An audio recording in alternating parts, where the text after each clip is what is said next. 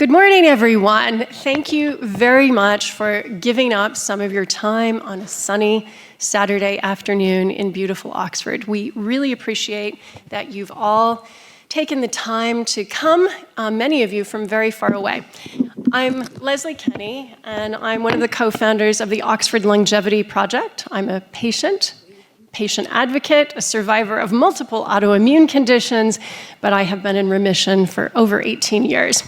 And I'm proof positive that you can not only put life-limiting diseases into remission, but your doctor's diagnoses can sometimes be wrong. So what we're here to talk about today is really the tantalizing possibility of living longer for better. Why would we want to do that? Well, we're all going to live longer no matter what happens, and that is just because of the improvements in medical technology. But not all of us are living with good quality of life. And part of that is because we pick up these chronic diseases as we get older. And the number one risk factor for getting these chronic diseases is actually getting older. Aging. So, what if we turn the question of aging on its head, and instead of aging, we just age slower, and we swerve those diseases of aging, such that our countries, our societies do not collapse under the debt burden trying to maintain all of these millions of older people who are now coming into their 60s and 70s, prime time for basically collecting these diseases of aging. Now, when we think about healthy communities globally, one of the first that we think about is that in Japan. They have some of the longest, healthiest health span on the planet. As a matter of fact, although they have a large cohort of 60-year-olds who have smoked their whole lives and drunk quite a lot of alcohol after work, men who have smoked their whole lives in Japan only lose 4 years on average of age, whereas in the United States, they lose 9, and in Great Britain, they lose 10 years of life. Why this dramatic difference? Well, a lot of it has to do with lifestyle. And our first speaker today is Dr. Paul Chen, who is a GP here in Oxford. He's a partner at the Observatory Clinic, but he's also one of those rare MD PhDs with a PhD in oncology research from the University of Oxford. He also is Japanese by heritage, so he can read all of the Japanese research papers that some of the local academics might not have access to. He will be speaking today, to begin with, talking about life as a GP and responsibilities and how lifestyle does have an effect. So please join me in welcoming Dr. Paul Chen, our first speaker.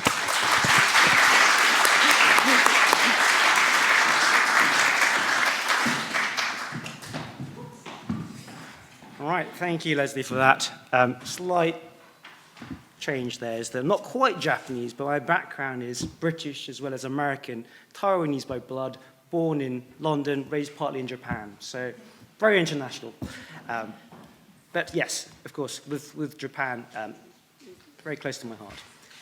Right, so...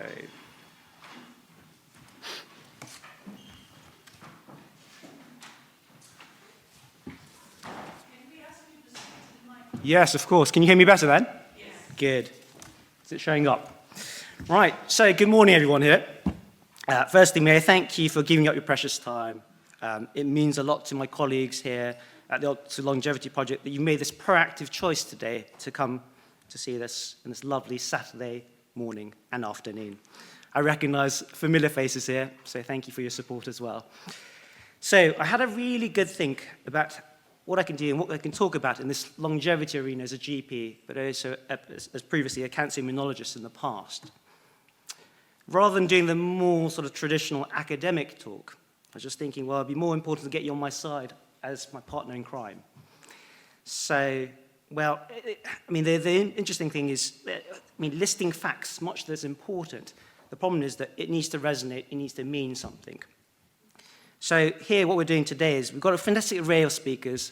As you can probably see, I'm slightly nervous, in part because we've got eminent speakers here today, and I'm just the local GP. The advantage is I've got the home advantage. I am the college doctor for this very college. And every year, I do the inductions for the freshers. So clearly, the age group is very different today. But again, I feel slightly comfortable that same nerve-wracking feelings here, but again, it's my place. And so that's my advantage here. But putting that aside, my hope today is that we can give you a gentle nudge to get you thinking of your health and your future choices. And we would consider that a great win, and I hope you do too as well. So after a considerable amount of thought, I'm actually going to give the game away today and how I intend to present this talk. And I've broken down into 3 parts. Let's make sure this works. So I'm going to first talk about the current state of the NHS, and then the workings of a GP as you and I see it, and then lastly, the partnership and the responsible patient. But with your collective permission, what I'd like to do is to speak to you as if you were my patient or my friend. And I hope that's okay with you guys. The focus of my talk is not quite directly about cancer prevention and cancer itself, and sorry if that was your expectation, but the importance of lifestyle measures in the context of cancer prevention, which should be applicable to all chronic illnesses and also equate to better health and lifespan. And to be honest, my talk was initially titled, "It Starts With You, It's My Health," and I've been told that it's not sexy enough, hence the reason why I changed it. Okay. So, current state of the NHS as we know it. You probably know we're in a very dire situation at the moment with the NHS, and some of you may think that it's past the point of no return. Obviously, the paramedics have striked, the nurses have striked, the junior doctors have striked, and they will strike again, and now the consultants are hoping to strike, or will strike. And to the recent headlines that I've taken off from the BBC and from NHS employers, you can read it. Just make note of it. These are the days that they're going to be striking, and it may well be that the GPs will strike thereafter. It's a bit of a sad state of play when we're marking the 75th anniversary of the NHS. Usually the problem lies to staff retention, staff recruitment, staff replacement, and resources. But more recently, the problem is all of them coming up in the mix. Bit of a perfect storm on the backdrop of COVID, the pandemic, Brexit, and other things. Scary, right? But it's not all doom and gloom, yeah? And don't get me wrong, the NHS does do a fantastic job and is value for money and designed to be fair on a societal level.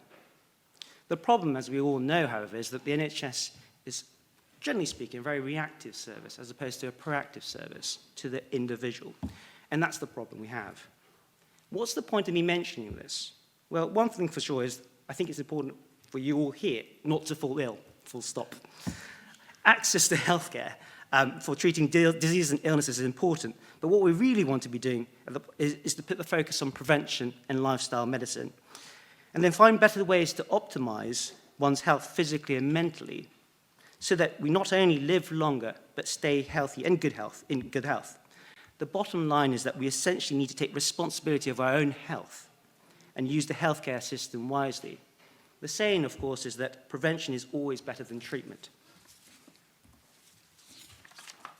So we're now going to talk about the workings of the GP. And then, as my friend, I'm just going to give you a bit of a glimpse of what it looks like on my end. But some of these facts that you can probably just read off, so I'm not going to read it off. But we do a good job, but it's very difficult. And so we're going to go through this bit of an exercise of where you are as the patient ringing in. So here's the situation. You phone your GP practice, and you call up the GP surgery first thing in the morning, and you're 10th in line in that queue. And annoyingly, you have that music on a loop. You've all been there. You think, God, I need to get to speak to someone. Receptionist picks up, and you're thinking, my God, a bit abrupt, seems a bit stressed, and you really want to get an appointment. Ideally today, in theory. But they'd say, well, actually, you've only got an appointment in 2 weeks' time, maybe even 3 weeks' time.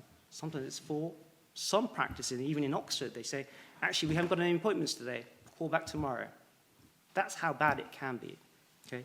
So next time, do you make a point to say that it's urgent, to fudge the lines, to say make sure you get seen to? Please don't, by the way. Let's now take it from the other side. Okay? So you're the GP, everyone here. and you're already, let's say for argument's sake, you've already dealt and spoken to around 20 patients already, and you've still got a fair few calls to make. And we're like saying, okay, how are we going to deal with it? So this is what actually our screen looks like on the day. I hope the cursor works. Is the cursor working? Probably not. Sorry. Right, I'm going to have to do it this way then. So on the duty doctor, you have the yellow slots there, and on the green bit, the third bit, we have a whole list of patients coming in. The more observant of you, you can see there's Mickey Mouse and there's Minnie Mouse waiting, and it says urgent. And you can see on the home visit list, we have Donald Duck, who's unfortunately had a fall. So the difficulty here is, of course, we have all this in real time going down throughout the day. And by the way, this is just the morning slot, by the way. Okay, so it goes all the way throughout the day, and we're having to field different types of calls, ranging from, sometimes it might be patients asking, doctor, I need my prescription, I'm going on holiday. Or it might be the pharmacist saying, we haven't got that in stock. Can you give us an alternative? But more importantly, sometimes it might be the situation where actually you're then saying, okay, patients just rocked up to the practice without making an appointment. Reception saying, can you see them? And all in the midst of this, what's then happening is that it might be that there's an urgent patient that you're then thinking, actually, I may need to refer them into the hospital. I need to have a chat with the consultant. Or it might be all the more mundane stuff, saying, okay, well, actually, I need to chase up some lab results because those lab results haven't been coming for the last 3 days or so. So there's all this thing that we're having to wade through, and it's very tricky to then be able to prioritize. Well, that's the art of it. And for lack of a better word, it's a bit like playing speed chess. Troubleshooting, prioritizing, and all these things in the mix. And it is quite intense all the way throughout. So, if you look at the other side, that's the routine stuff that goes on. And these are back-to-back 10-minute appointments. In my practice, we're a training practice, so we have medical students, we have registrars who are junior doctors. So we're also having to mentor them, debrief them in the mix. And it may be that there's some e-consultations, there might be a home visit to do, and it's all there, and it becomes a 12-hour day non-stop. So it's no wonder the profession as a whole is coming to its knees. And there's a lot of doctors, not just in general practice, who are burning out, because it is that intense. And it can be relentless with very little margin of error. Okay? And don't forget, again, you can read all the headlines in the last 3 months. That's just the last 3 months. Don't forget COVID, yeah? My God, it was hell for all of us here. All that uncertainty, poor communication, lack of guidance from above with the new rules and regulations that constantly change. Do you remember the national lockdowns, social distancing, having to book your shopping slots, paracetamol not being available, hiked up prices around £10 per box, schools being conducted online? All of these things, set times for doing your daily exercise. Do you wear a mask? Do you not wear a mask? So all of this, we have to wade through this. And many of us felt as if we lost a huge chunk of our civil liberties. I personally remember speaking to my colleagues, and at one point at the peak of the pandemic, we were saying, guys, should we be taking life insurance? I mean, God, that's scary from our end. And that's how bad it was. The endless back-to-back meetings. How are we going to deliver care effectively, efficiently, and safely? And then some of you, I know some of my patients are here, I can't disclose confidentiality, but I did end up on the front page of the Oxford Mail, in my hope of actually reaching out to the public to secure more frontline, so PPE gear for frontline workers. And again, I mean, it was hard. And most of your side, you may find that nationally, we may not even been able to see our GP face-to-face.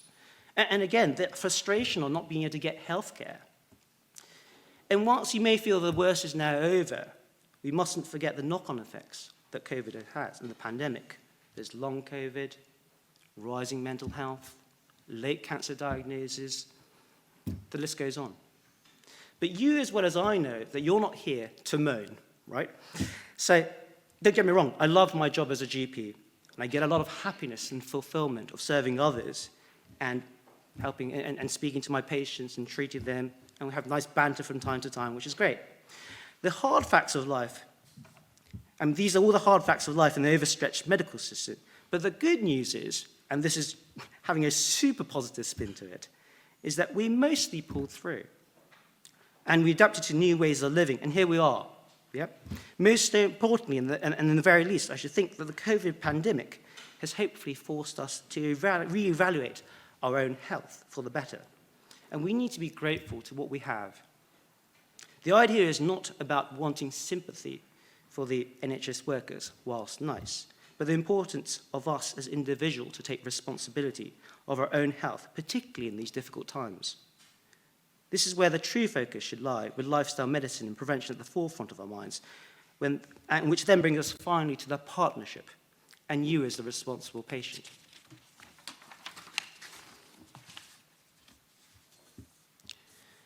So in this last section, we're going to change gear a bit, and I'd like this part to somewhat be more interactive, as if I'm speaking to you, to your subconscious mind. There may be some of you in this audience who smoke or feel they need to lose a bit of weight, or know that they're drinking too much, or have bad habits they know they need to change. Don't worry, I'm not going to pick at you. I'm not going to ask you to raise your hands. But please take a moment to think about your bad habits and ask yourself this question. Why is it so difficult to make those changes when you know it's bad for you? What's stopping you from taking action? So blurting facts about the negative effects of poor diet, lack of exercise, smoking, alcohol, won't get the vast majority of us to change, whilst it may serve as a gentle nudge to get you to think and hopefully take action. It's a bit like me doing this presentation, yeah? Fear, making sure that I get this right. After all, we know that fear isn't a sustainable motivator in the long run, but it's damn well useful to begin with. Let's engage in this line of thought so that you're primed. It's a bit like the pink elephant in the right corner. I'm sorry, you're not going to be able to forget that pink elephant, okay? So if I read off from the top, we now know in 2023, 1 in 2 will get cancer. And cancer continues to kill around 167 people in the UK every year. The good news is, according to the WHO, they say that 30 to 50% of cancer is preventable. And there's a saying in the integrative, more functional world, and I guess in conventional medicine, saying your genetics loads the gun, the environment pulls the trigger. What I'd like you guys to acquire is the skill to dodge the bullet. So what does Cancer Research UK say about these? So these posters are slightly out of date, 2018, 2016. But it gives you a nice visual feel of the sort of risk factors and the preventable causes of cancer. Clearly, number one is smoking. So these are all on the left-hand side, those various risks that we can obviously hopefully reverse or minimize. And we know that smoking is linked to 15 types of cancers. But most of us may not be that aware that actually for alcohol, it's linked to 7 types of cancers. So we need to have a bit of a think. And my usual spiel goes like this to my patients who are particularly worried about cancer or wanting to reduce alcohol. And this is what I say. In the world of cardiovascular medicine, we now know that, well, some people would like to say I like my red wines because it's got a lot of antioxidants, polyphenols, resveratrols. But in reality, you can get that from fruit, you can get it from grapes, berries, etc. It doesn't need to have to come from alcohol. In the world of oncology, we now know that any amount of alcohol links to increased risk of cancer. So whilst this is not perhaps very palatable on a societal level, might be cultural specific to the individual as well, if you were my patient, I'd say, well, in your best medical interest at heart, my advice would to be actually to stop drinking, or ideally at least to reduce drinking. Right, and so when it comes to obesity, so you've got these links there, obesity is now the second most preventable cause of cancer. And again, a lot of us, it resonates in terms of cardiovascular risks. So we think that it's linked with things like hypertension, diabetes, strokes, heart attacks, etc. But we don't tend to associate it with cancer either, at least not in our forefronts. And it seems to also be indicative that it's linked with 13 types of cancer. So it's really, really crucial to then say, okay, well, what can we do to reduce our weight, keep healthy? And of course, it's easier said than done, because when losing weight, it ultimately boils down to the battle with your willpower, but also that mind over body. And it's very difficult at times to get yourself motivated to take these initial steps. It's always about thoughts and then putting those into actions. All good, you say, yeah? You guys here are here because you're probably fairly optimized anyway. I've already done all these things. Everything's on the belt. Well, then let's look about these things called the blue zone. So Leslie earlier talked about Okinawa, which is one of these blue zones. And some of you may have heard these. So the blue zones are There's a chap called Dan Buettner from the American National Geographic who's spent 20 years of his life looking at those countries that have the longest longevity, of which there are 5 countries. Japan, so there's got Okinawa in Japan. There's Sardinia in Italy. There is Icaria, this is my memory by the way, Greece. There's Nicoya in Costa Rica. And there's Loma Linda in California. And I'm just going to read these off. So common life factors associated with longevity for these blue zones include a predominantly plant-based diet, regular physical activity, strong social connections, purpose in life, a sense of belonging. Additionally, the environments in these regions often encourage healthy behaviors, such as walkability, access to fresh, locally sourced foods. And I guess the concept of our Western understanding of exercise is very different in these communities, because it might be there's an 80-year-old or 100-year-old still cutting trees. Got no lifts, they'll be going up the stairs. It might be that you're making bread from scratch. So needless to say, I think we can learn a thing or two from those who have been successful in mastering the art of living and those who are ahead of us in the game of life. It might not all be scientific or evidence-based, but it makes total sense, right? So we then move on to our physical health. And we want to hone in at the individual level. I'm going to take the example of Mr. Joe Bloggs. So Mr. Joe Bloggs has had a bit of a headache, blocked sinuses, and feeling nauseated much of the afternoon on a background of worsening hay fever, despite taking double dose of his oral antihistamines. He's having to lie down at work, at the end of work, and much of the evening ends up a bit of a write-off. He's having some difficulties breathing that's making him tired, which is causing a bit of a fuzzy head. Encouraged by his wife, he then sort of does a few neck exercises, shoulder exercises, drinks plenty of fluids, but it's not quite there. So he decides to take a bit of a nap, but then upon waking, he's still a bit groggy, not quite there, and then he decides to call it a day and goes to bed. The following day, the symptoms are no better, and he's quite concerned about how this is going to affect his day at work. So in anticipation, he takes some aspirin, or antihistamine, and looks to see if he's got any medications containing guaifenesin or epinephrine, often found in flu meds to help with the sinus. No luck. Looks in his cabinet, he ends up having to take paracetamol containing caffeine, which he's bought in error a while back, which surprisingly works wonder, just before he's about to leave the house. He then decides to take this window of opportunity to do some breathing exercises, some neck exercises, to help the tension that's built overnight. And he goes to work feeling recharged and positive. Well, who was this patient, you ask? No gold star, it was me. That's not the point. It got me thinking. Number one, what steps can I take as an individual to optimize my health without needing to see my doctor? As I could have always phoned up my doctor friend, got a prescription, obviously through the normal routes, of course, and getting an anti-sickness medication, headache medications. Clearly, I knew my poorly controlled hay fever and my sinuses were the problem, leading to this cascade of negative symptoms. Number two, the positive ripple effect by taking positive action and stacking on other positive behaviors meant I felt well again. This then allowed me to interact well with my patient, and this resulted in a better day where things seemed to sort of run smoother. Had I left it to endure the symptoms, I know I'd been wading through a bit of a hard day. It would have been a rough day. So also the positivity I was able to bring into this consultation clearly rubbed off to some of my patients, because I had an elderly couple said, I haven't laughed this long in a while. So we talk about positivity bringing about positivity. Then talk about mental health, given that we're talking about positivity. And let's not forget to include the importance of this if we're going to take a holistic view of health. Physical health and mental health are intricately intertwined. We can highlight this point by taking the example of a patient who comes to see me with, say, pain. If a patient is in pain all the time, you'll find that actually their mood will drop over the course of time.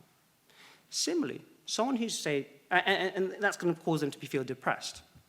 Someone who's depressed over the course of time and is subjected to pain, again, it's not a huge stretch of imagination for them, once it's genuine, will have a greater perception of that pain.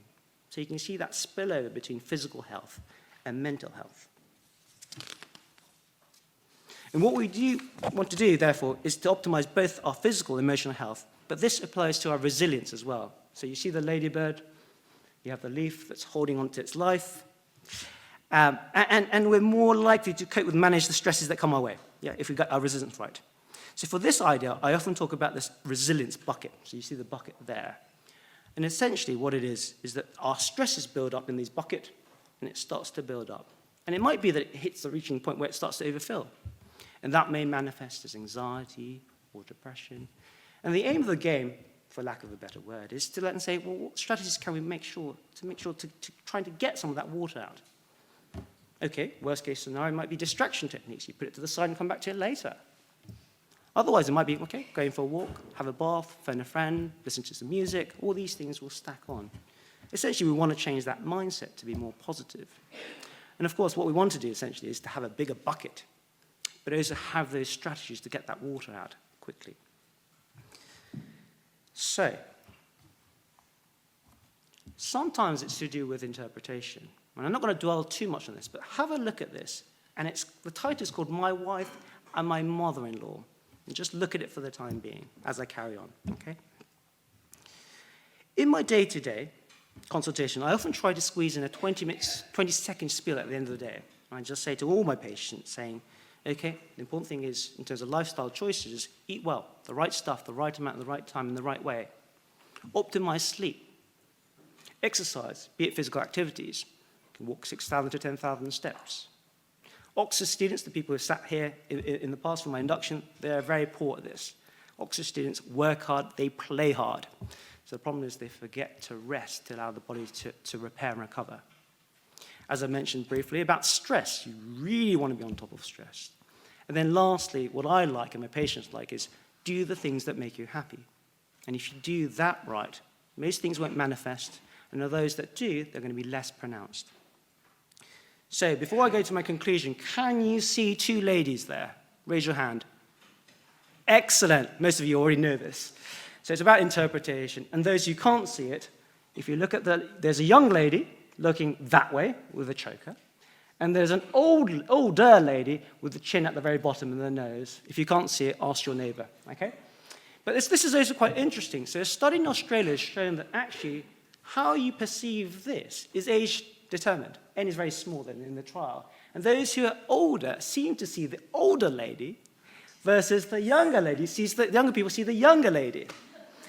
Anyway, so I end here as I hope you feel engaged, motivated, and eager to learn more as you're primed to think about your health at a deeper level.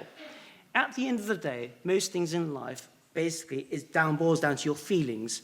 And when it comes to your lifestyle, the difficulty lies in putting your thoughts into action and to obtain the right habits. Of the tens of thousands of patients that I've seen as a doctor, I strongly believe in the role of the clinician to empower the patient to take responsibility of their health whilst helping them on their journey of better and good health as a partnership. But ultimately, it rests with you and your choices as the individual, N equals 1. Life is not an ultramarathon. Well, life is not a 100-meter sprint, but an ultramarathon. So take your time and enjoy it, but ideally play it to your strengths. Allow the chips to fall in your favor by taking the necessary steps to optimize your lifestyle and make the right choices along the way. It starts with you, it ends with you. It's your health, and that's it.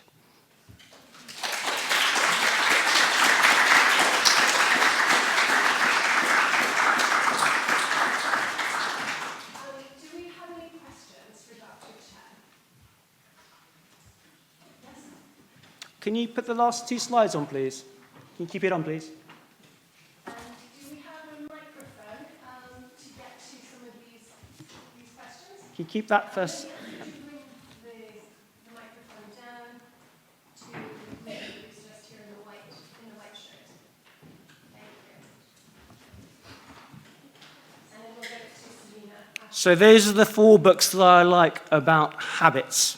If you want to read it, they have a slight different take on how we optimize our habit.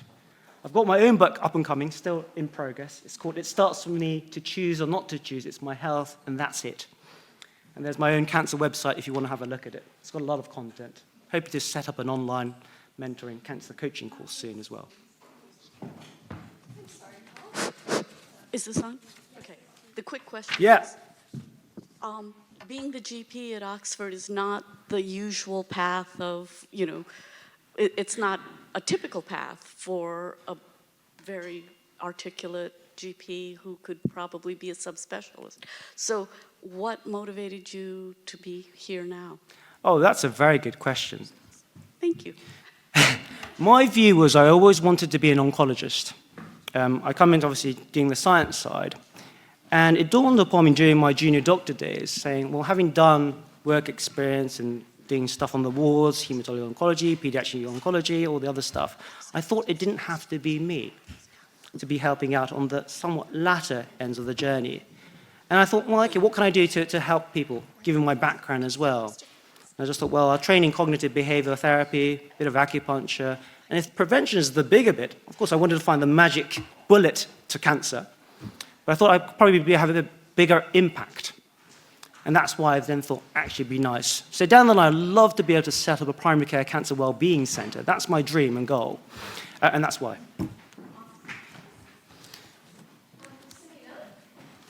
Good morning, everybody. Doctor, thank you for your time. No worries. My name is Samina. I'm an advisor and investor supporting founders and causes contributing to human evolution. My question is specific to cancer. My former husband, who's my best friend and business partner, has stage 4 liver and colon cancer.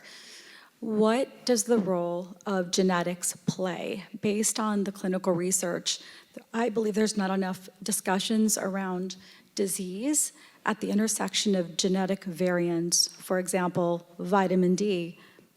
Everybody takes it, maybe, perhaps. A lot of people like myself have a genetic variant that precludes my tissues from being able to absorb it. So I had many issues, including manifesting a larger than a golf ball brain tumor 13 years ago. And since then, I've been biohacking myself, doing clinical research, and I've reversed my age to 21 years old biologically, and I'm chronologically 51 years old. So please talk to us about the intersection of genetics and disease. Wow, how long have we got? First things first, I'm very sorry to hear where things are, and I hope that things go in your favor. So to answer that question, well, disclaimer, I'm not an oncologist per se, but obviously I've got the background in oncology, and I'm working as a GP. I mean, there's two schools of thoughts that's emerging. So we know so cancer is thought to be a genetic disease. We've got somatic mutations, we've got things like tumor suppressor genes, oncogenes. But actually, there's another thought that's emerging, and it's a sort of a resurgence of this thought about cancer being a metabolic disease. And some people, yeah, and the idea goes like this. So there's a chap who's a Nobel laureate called Dr. Otto Warburg, who's found that actually it seems that a lot of sugar seems to be involved in metabolism of cancer cells, and you're probably well aware of that. And to a certain degree, there's emerging evidence to suggest that it may be to do with mitochondrial dysfunction that actually is playing a part. Whether or not that is upstream to the genetic disease is very difficult to know, but I do believe it's probably both. So if you're going to stack on to doing various ways of treatment, and again, I can't make any generalized comments about treatment per se, but I think it's worthwhile having an idea that actually metabolism matters. So we know about actually not taking any refined sugar. We also know about different pathways in terms of fatty acid metabolism, glutamine pathways, etc. And then that equates to things in terms of what you eat. So in answer to your question, saying, okay, what other things are there? Vitamin D does seem to suggest there's a lot of benefits, not just in the cancer world, but even with COVID, prevention and treatment. Lots of things are coming out with vitamin D. But it's a difficult field because in the world of supplements, it's not as evidence-based in the conventional world. But again, it doesn't mean that it's not true. Yeah, it's a bit like all these Eastern medicine, for instance. It stood the test of time for a reason. Just because through conventional medicine it's not evidence-based doesn't mean it doesn't work. But you have to be the smart patient to do your due diligence. Ask the right people what's out there, speak to the right people, network. Conventional medicine is great. Sometimes you have to think out of the box because there's limitations of what conventional medicine can have. But at the end of the day, I would hope that all this will integrate, and this sort of space is where it starts. I hope that answers part of your question. Okay. Are there any other questions?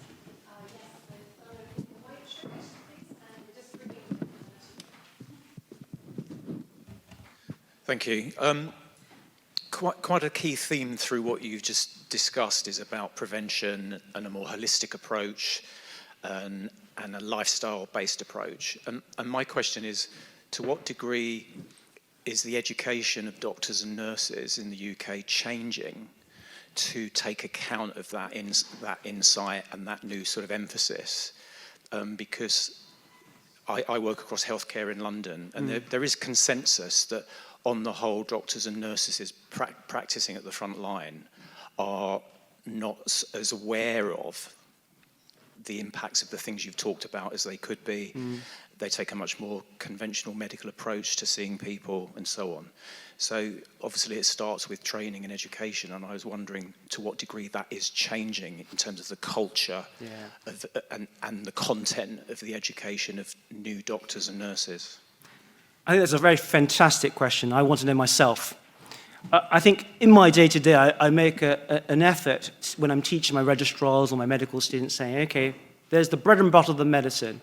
Sometimes other things are equally important. So there's the other bits, what we often call the softer aspects of medicine. I don't like the terminology, but communication skills, picking up the hidden agenda, body language, etc. But the flip side, as you're rightly so mentioned, is about nutrition, diet. We don't in medical school get taught much about it unless you proactively make a choice to take a unit in it or proactively look into it. Or it might be your own experiences that then make you observational bias to then look into it. I think there is a general feel, particularly as we all know, the NHS is not in a good state. And as things change, we have to change how medical systems work.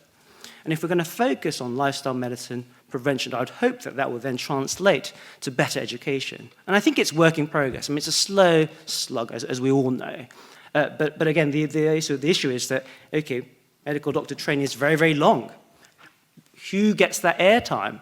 But again, I think nutrition, diet, lifestyle, all this, it is absolutely crucial, you're right. And I hope over the course of time, and hopefully in the next year or two, we can then focus that attention. But as the talk suggests, it starts with you. And of course, with the medical doctors, clinicians, all the frontline people, if you can just give that 5-minute pet talk about lifestyle, that may just shift the balance for that positive ripple effect.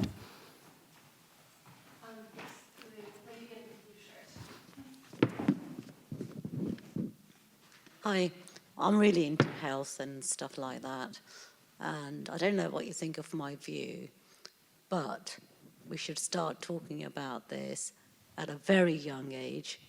By the time we get here, it's a bit late in terms of really want to live the healthiest of lives. So should we not be teaching in schools to our kids to listen to our bodies and explain what's really going on? I think you're spot on. You're in for a treat because my next speaker, who's Sir Christopher Ball, his field, he's been knighted in child education.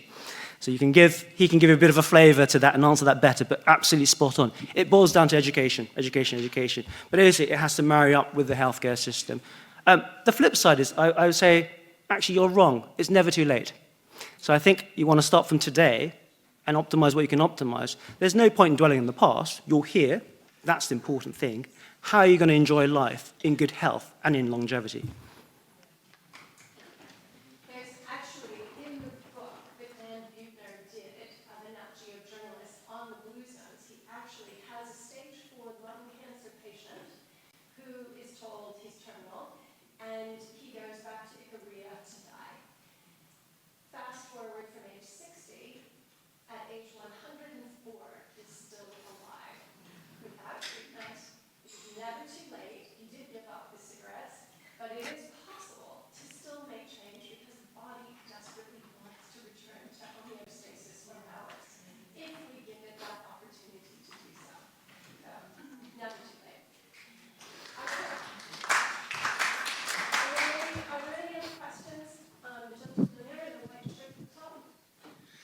Thank you. For those of us who are not medical specialists, one of the problems is finding sources of authoritative information that you can trust. Where do we start looking? That's a very good question. So if you go to my website, not saying that's the authority, there's a bit about researching about research. So if you plug into Google cancer, you get something like a 3.6 billion hit. That was about 5 years ago. And it's very difficult to sift the woods from the trees. You're absolutely right. To a certain degree, the difficulty from any disease, for that matter, is sometimes you don't know the fact that you don't know. And that's difficult. So if you were to go to Cancer Research UK, they have a wealth of information. But if you don't know what you want to look for, you can't find it. And of course, if you then say, what are the latest treatment, you get this massive information, and it's information overload, where particularly you might be the cancer patient, or you might be the family member, where all the anxiety is already there, and you may even face sort of what's called cyberchondria, where actually the whole point of research causes anxiety, and that is a disease and an illness in its own self. So in answer to that question, I mean, there are a lot of charitable organizations. If you do go to my website, I'm not saying that's the right answer, it is laid out, and I've called it the cancer-free journey. And what I've done is that my late mother-in-law passed away from esophageal cancer years back. And for my background, I thought, what can I research about? And so I spent hours looking at different websites. So my website is a compilation of having seen around 400 or 500 websites. And it lists out as what I call the cancer-free journey. Prevention, early diagnosis, treatment, post-treatment, and hopefully not succumbing to it. But we go back and forth on this journey. It may well be that at some points you want to know intricate, minute detail. Or it might be that you want to look at bigger things, like what's the clinical trials out there. Of course, the UK is a bit tricky because everything's underneath the NHS. And to a certain degree, there's Cancer Research UK, Maggie's, Christie's, some of the other associations that I haven't mentioned at the moment. Whereas actually, if you look in the worldwide arena, of course, if you take the US, for instance, I mean, there's Johns Hopkins, Mayo Clinic, Sloan Kettering, etc. They have a wealth of information, but that doesn't get filtered down to Joe Blogs in the UK. So it's making sure that you, again, rightly say, how do you go about it? I've tried, at least on my website, to empower, I know it's a passive exercise for actually when it's a website, but for you to be able to then look into other aspects. Because in the US, for instance, to a certain degree, a lot of these hospitals, I shouldn't be saying this, but to a certain degree, they are a business. And they may not necessarily link into other hospitals to say, this is the latest treatment, or this is the latest procedure. So you need to be empowered to make those smart choices to look for where you need to look. And that's how I've laid my website. But again, I think Cancer Research UK is a great place to start. And of course, touching base with your GP. Not all GP, you can see, we're so busy, will have that knowledge, that breadth of knowledge, particularly to a specific illness. But again, you can always look up saying, okay, well, does this GP have a specialist interest in, let's say, strokes, heart attacks, whatever? So it's a bit like TripAdvisor. When you go to a restaurant, have they got good feedback? Do the same thing, yeah, and start from there. Okay. I think that's it for questions. Thank you very much.